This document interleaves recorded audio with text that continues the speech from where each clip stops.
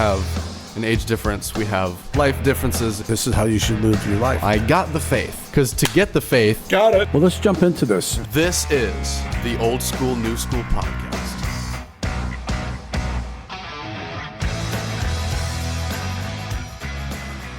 4, 3, 2, 1. How's it going, ladies and gentlemen? Welcome back to the Old School, New School podcast. I am Will Charles Egan, and as always... Chris Meekins. Oh, my goodness, that was awful. We're so glad that you're back here again Thank you. For another episode.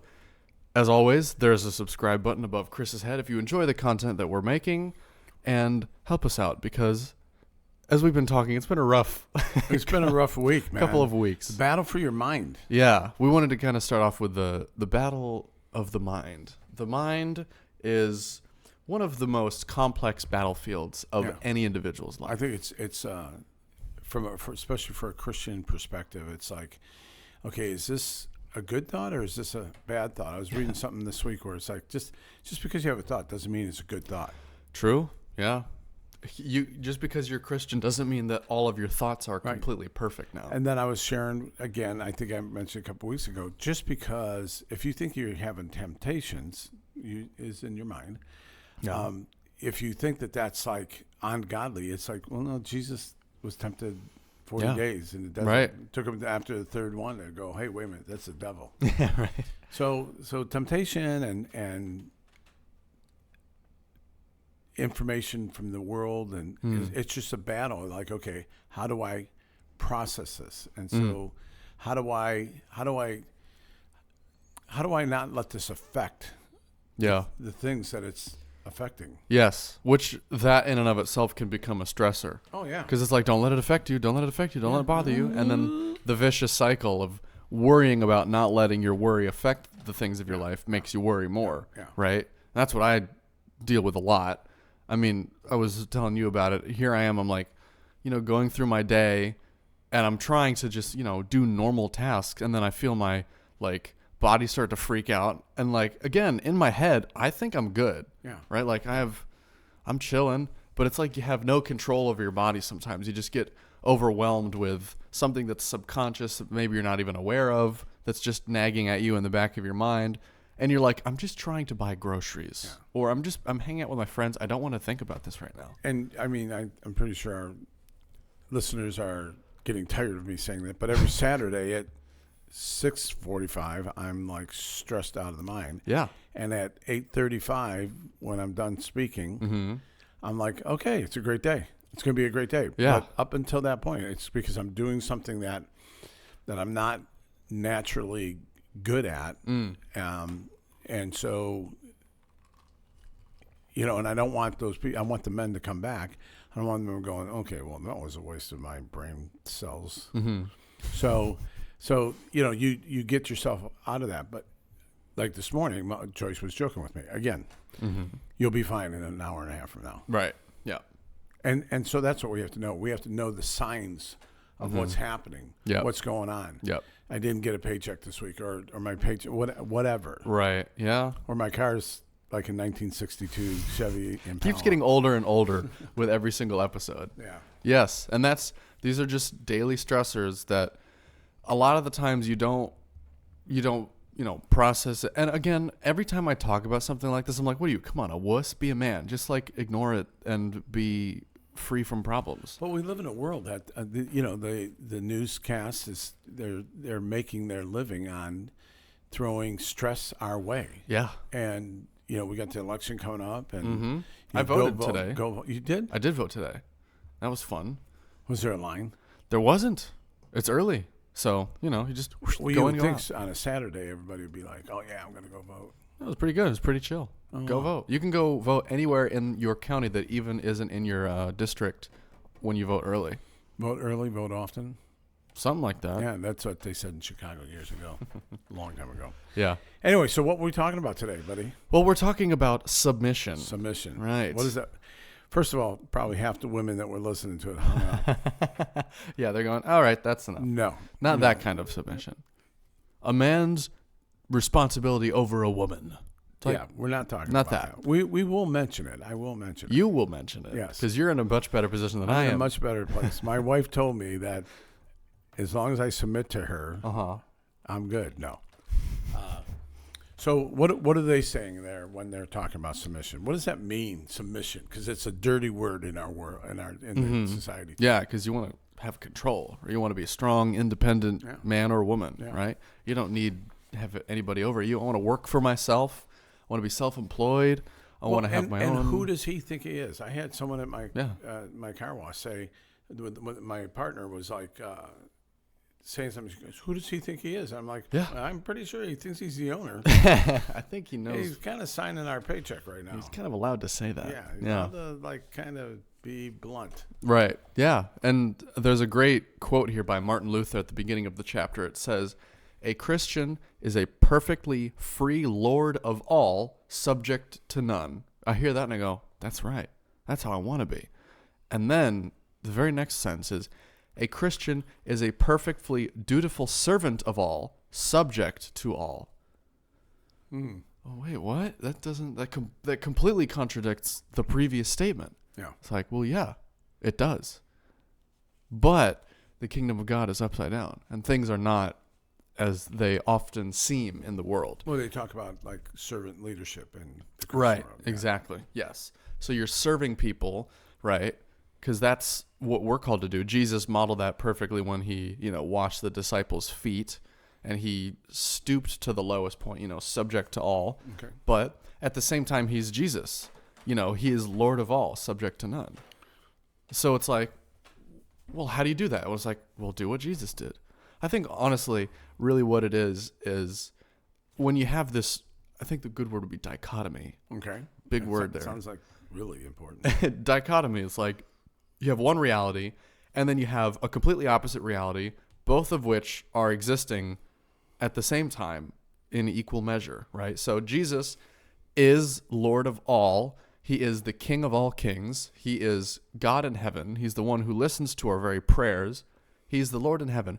But at the same time, he came down to this earth. He stooped to the lowest point. He even died on our behalf when really we should have died. Right. And then he, not had life at all. Right, exactly. He paid this price, and he served us all in the process.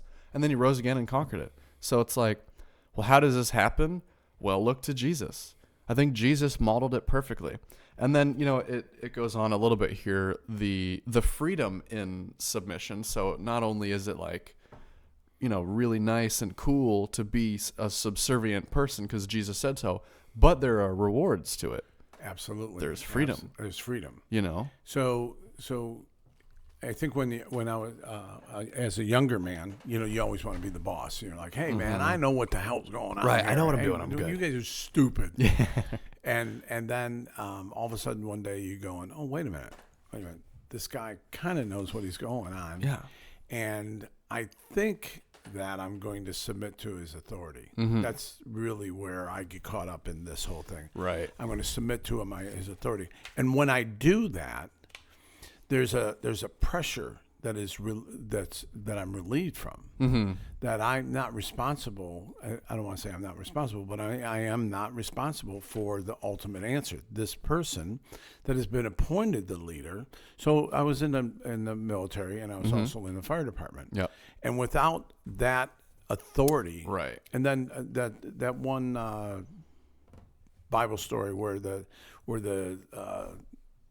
leader comes and he says, my son needs to get healed.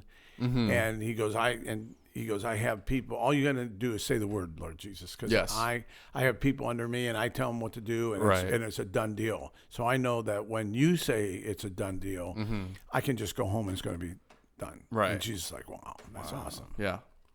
You've taken something of the world, and you've lined it up with a spiritual truth. Mm-hmm. And so as I was in these two services, when you're young, when you first get into the Navy, you're like bucking the system. You're bucking the system. Yeah. You're bucking the system because that's how you're taught as a teenager. Right. Yeah.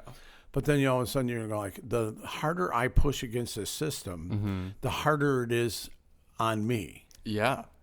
Because they're like, well, guess what? You're under our authority, and so guess what? We're gonna take $100 out of your paycheck this week. Mm-hmm. You can't do that. Oh yeah, we can. Yes, in fact, we can. In fact, we'll do 200 if We you don't will. keep your mouth shut. You're like, maybe I'll learn about that. But that, because in the middle of a crisis, you have to know who your authority is. Yeah, that's a very good point. Fire department. Listen, when we're walking around, you can push on me a little bit. When we're on the fire scene, you can't do that. Right. Just do what I tell you to do. You got a question, do it later. Yeah.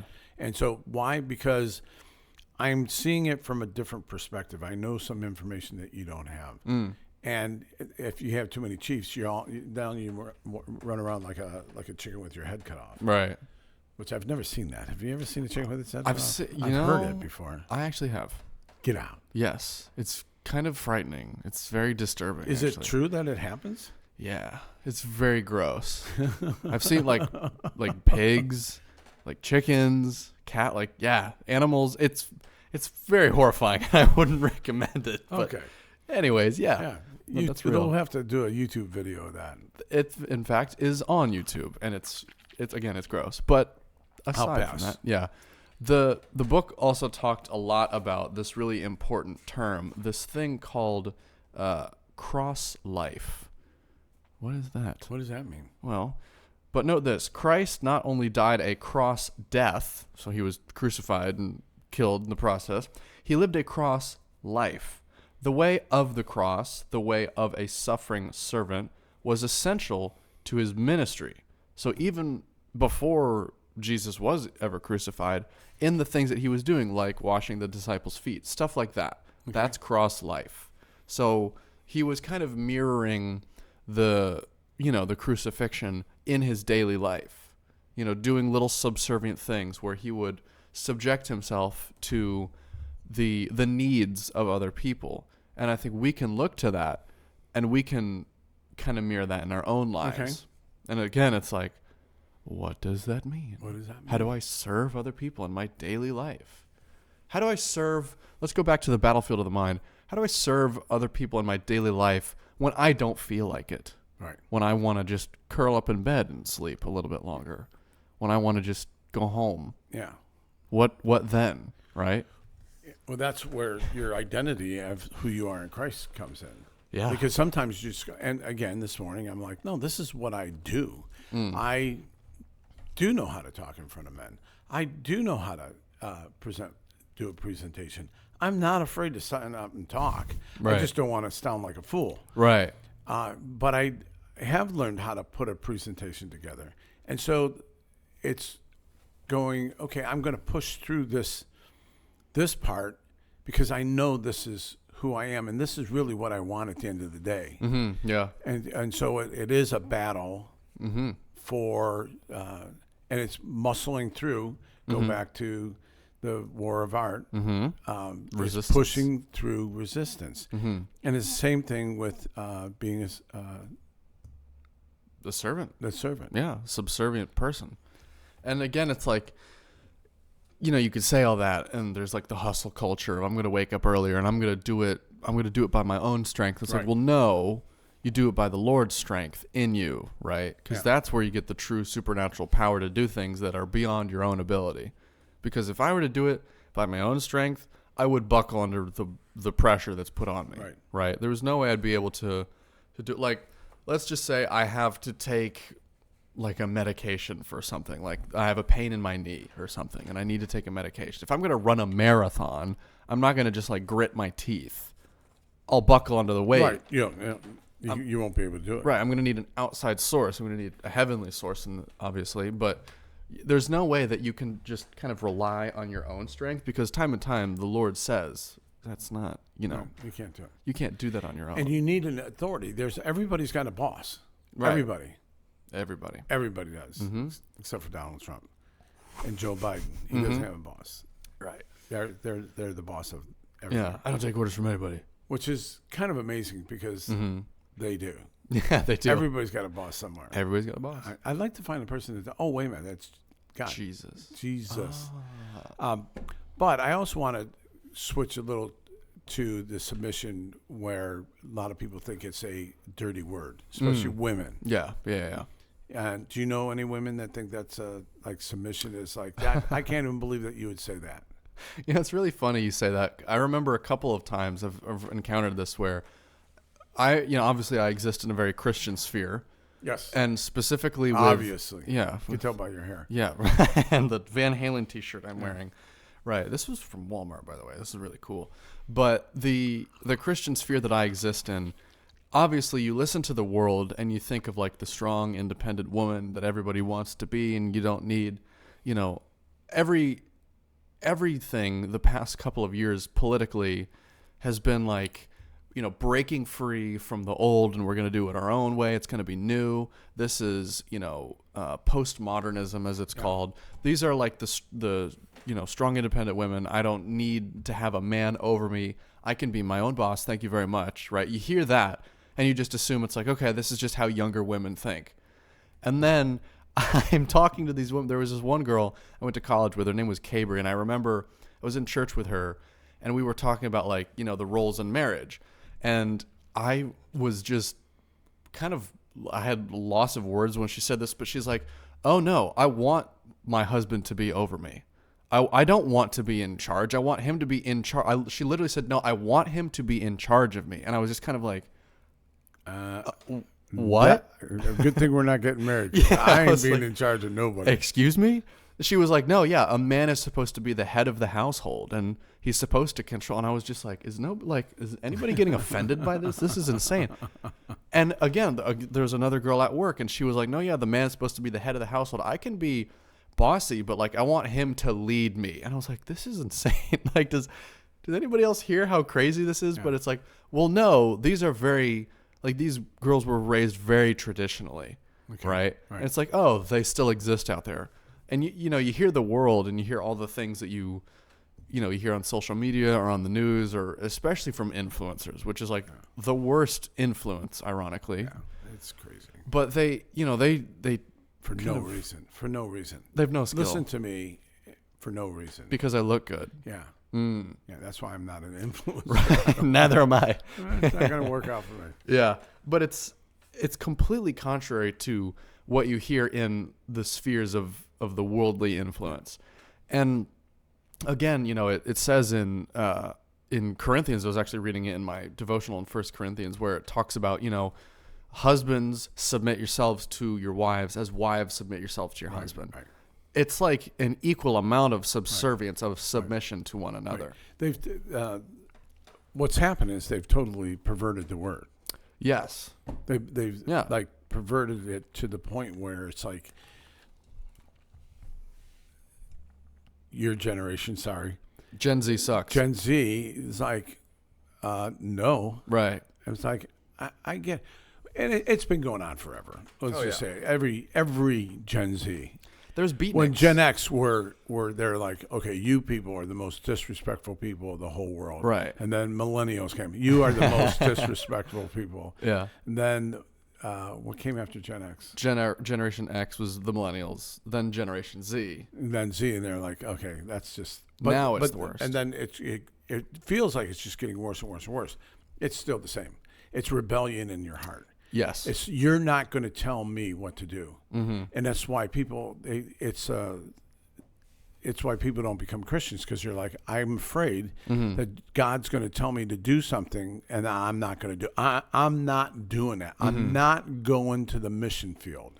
Yes, I am not going to submit to your authority. I'm not going to give money to that church because that dude is driving, a 1985. What? Ram pickup truck. I don't know. Like a brand new car, like a flashy.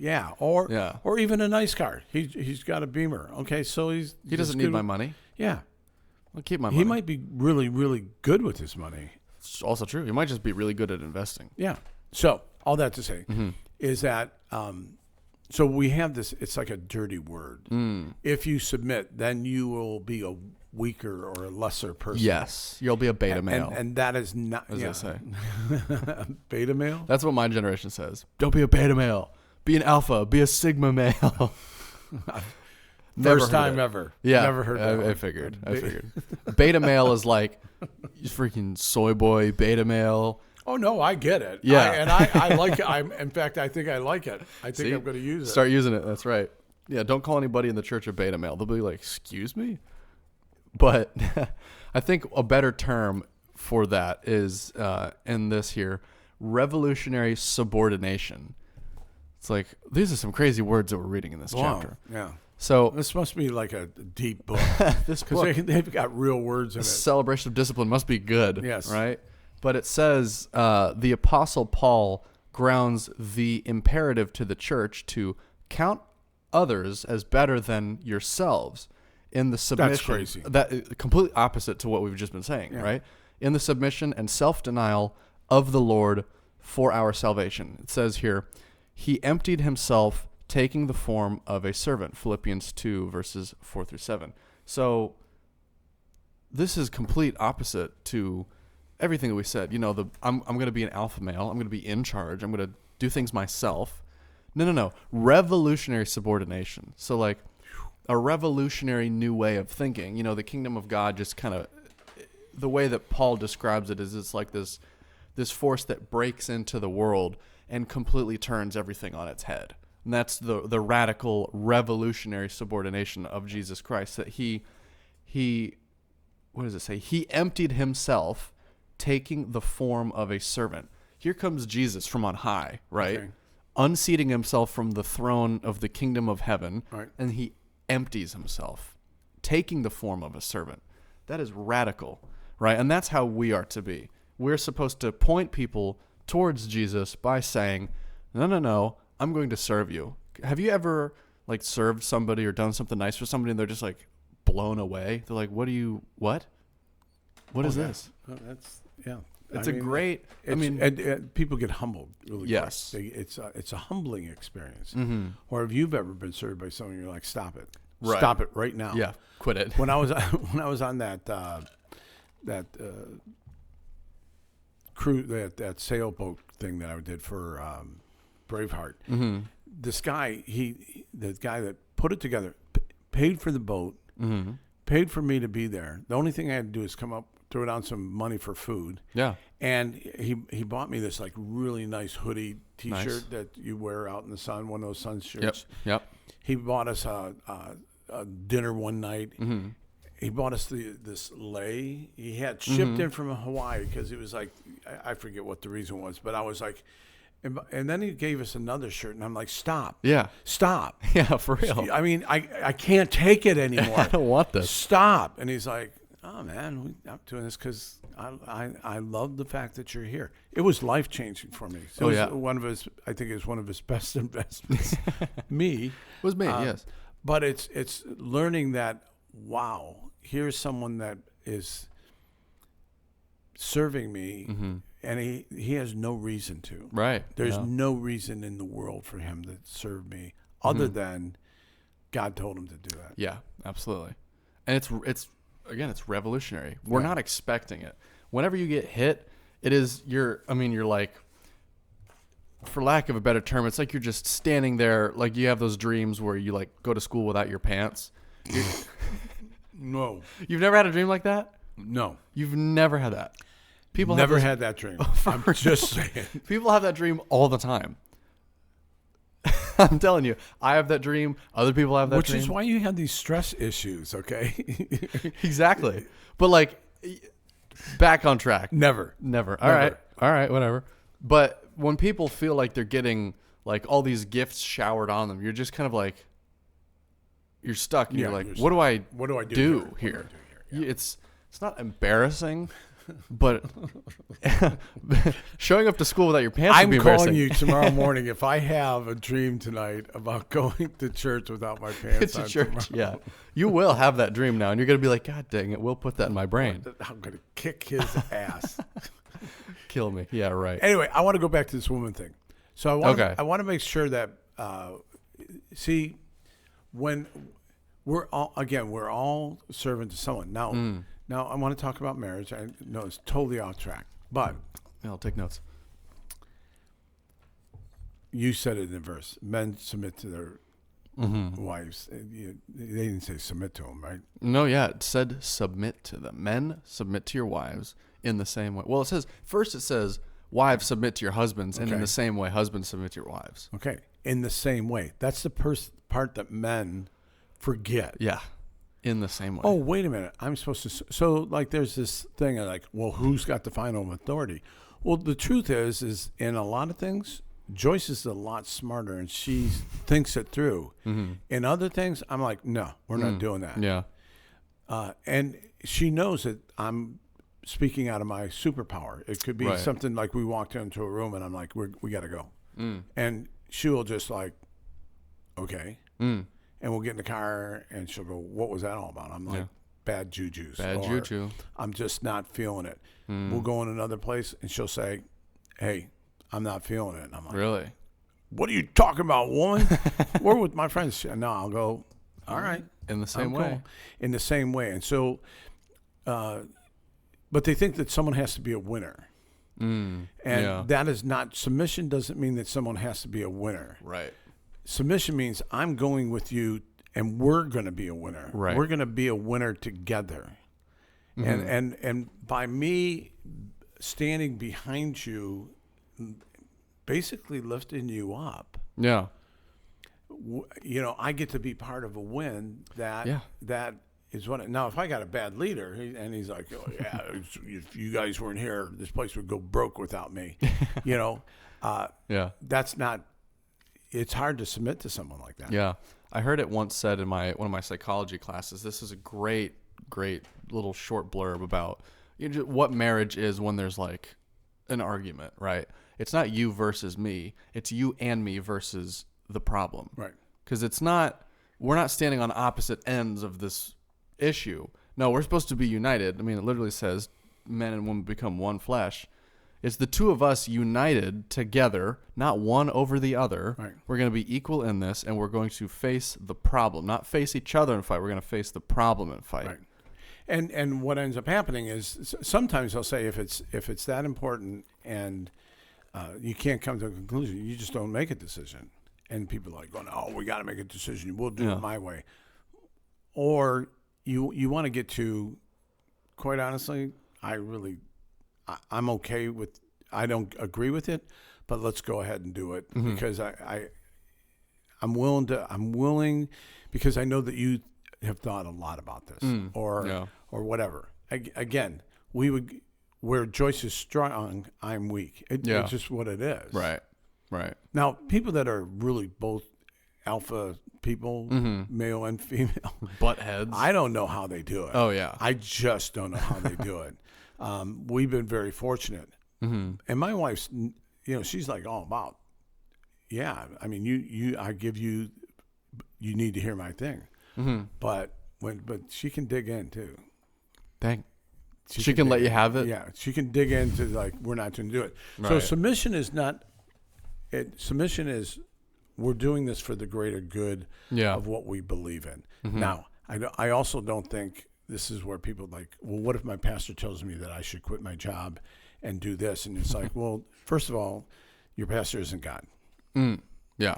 And so just because someone has spiritual authority over you at your church does not mean you need to submit to them. Yeah. Now, I when we went to Bayside, I said, I met with Pastor Craig and I said, I believe in spiritual authority. And I believe that that if you have to tell me something spiritually, I want to give you permission to speak in my life. Sure. And that's good. But submission from the way the world is, just because someone says they're over you does not mean that you now have to do what they're doing. Because there's way too much abuse in this world. Just because someone says they're a Christian, doesn't mean they are. Yes. No, you may still need to serve them and go back to the path we were on. Yeah. You may need to say, hey, you know what? I'm going to go ahead and give that person a cup of coffee, even though they don't deserve it. Yeah. Simple. Because I'm going to do it because God's called me to serve my boss or whatever. Yeah. I don't know. Whoever that may be. Yeah. That's really good. And then I think maybe the last point here is, and this is something that, all that being said, you're sitting in your chair listening to us yap on about submitting to people around you going, I don't want to do this. Let there be hope. The last point is here, the limits of submission. It's like, okay, fine. All right. So there is something that I can still. So the this talks specifically about like, governmental control and stuff like that, where it says, oh my gosh, we're not getting political here. Especially right now, because it's like the world has gone insane. But go ahead. Sure. Yeah. It says, Peter calls Christians to radical submission to the state when he writes, be subject to the Lord's sake to every human institution, whether it be the emperor as supreme or governors, blah, blah, blah. Yet when the proper authorized government of his day commanded the church to stop proclaiming Christ, it was Peter who answered, whether it is right in the sight of God to listen to you rather than to God, you must judge, for we cannot speak up of what we have seen and heard. But no, we cannot but speak up from what we have seen and heard. So essentially what he's saying here is it's like, listen to the governmental authorities because they're the people who the Lord has ordained to be in charge. Okay. But there is a line. And if the state tells you to stop proclaiming Christ, Peter's response is, how can we not explain this to the people? How can we not preach the gospel? You can submit to authority up to a point. And I think it takes real spiritual discernment to know when that point is. What were those three dudes that went to the fire? Meshach, Shadrach, and Abednego. Now that is the ultimate form of submitting to the governmental authority, even to the point of death, right? Yeah. And they, in martyrdom, were thrown into a blazing hot furnace for their beliefs, but the Lord was with them, and they were not harmed by the flames at all. Yeah. And so there comes a point here. Yeah. Which is why some people have a hard time believing the Bible. Yes. Because that's a hard story to believe. That's hard to swallow. It's a hard pill to swallow. It's a hard one. But all that to say is, I say that all the time. I got to quit saying that. All that to say. It's fine. Is it okay? Yeah, it's fine. Okay. All that to say. Okay. Is that I believe I made a choice. Mm-hmm. Again, it's always boiled down to your choice. Yeah. I choose to believe the Bible for what it says. Yeah.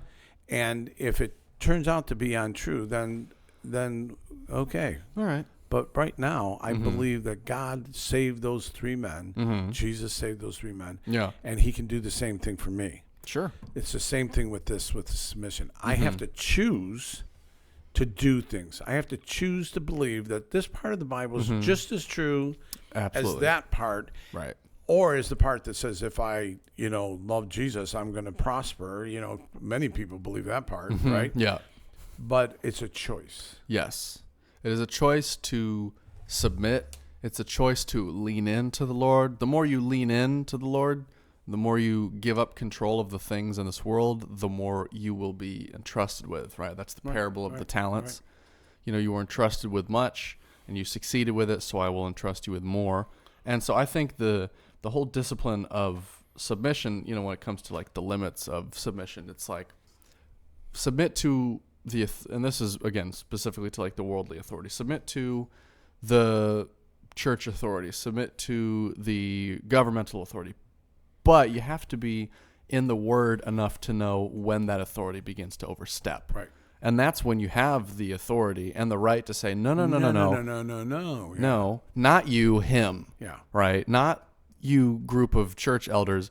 Jesus is the ultimate authority. Don't overstep on that, because that is not something that you have the authority And to. if you really are with good leaders or people that mean good for you, they'll be like, okay.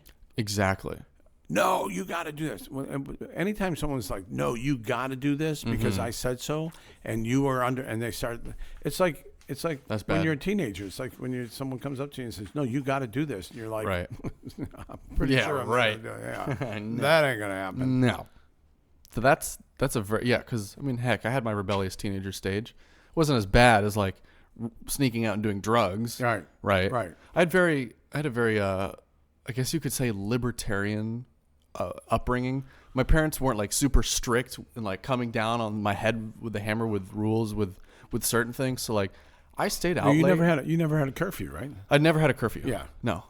And well, I think it was also just because of who I am. It worked well, but like I never had these like authoritative rules kind of like pounded into me. And so I never had the like, I'm going to rebel against these, because there were no rules to rebel against. Right. So I would just I would keep my conscience, and I would go out and never like did drugs. I never snuck out because there was no sneaking out. But that brings up a great point. And again, we're talking to someone out there that's been under the authority of someone that was really a big doofus. We'll just doofus. Don't swear. No. Okay. Yeah. But that you're like, I will never submit to a man, Right. because I was abused or I was this. Right. I'll never submit to a woman because my mom was whatever, she was whatever. So it goes both ways. Yep. And so the Bible and Christianity and these authors, again, they're like, no, we are not saying blind faith. Right. We are saying it lines up with the Word. And so as you build your foundation on God's Word, as you build your foundation around people that you're like, no, I'm watching that woman down the street, and I want to have a marriage like hers, or I'm watching that guy down the street, and it's like, is he just a big wuss, or is he just honoring his wife, or is he smart? You know. Yeah. So know this. I mean, it's there's people that are traumatized. Yeah. And this is like a bad word. Mm-hmm. But I'm telling you that when you submit to Christ, when you submit your life to Christ, and you say, "Here I am. I'm giving you everything." Right. He empowers that submission, and you become free to be everything that you ever wanted to be. Yeah. It's just what happens. That's why it's so important. Absolutely. You want to wrap up? I'm done. I mean, hey, I'm tuckered out. I gotta go get my car at Costco. I got a nail in my car. In the tire. I've had that. My wheels, they can't- have 66,000 miles on it. You can't do that yourself? Just get one of those hole patch repair kits. Yeah, well, I'm too old. I When could you have get done that. older, when I was younger, I'd have to see strings to change it. Oh, for real? Yeah. Here, Yeah, I'm like, straight bald. I got 65,000 miles out of it. I'm good. Yeah, it'll be okay. Yeah. I'll buy new tires. Fair enough. Then I don't have to worry about it for another 65,000. There you go. I don't have to think about it. Hey, Don't have to we be love stressed. you, man. Peace. See you next week. Submit to God. And all these things will come after. No, that's All not. these things will be added to you. Okay. Yeah, close enough. Yeah. Submit yourself to God, and He will give you the Make your path desires of straight. the heart, or something like that. You need to read the Bible more, Chris. I'm making stuff up. Bye. See ya.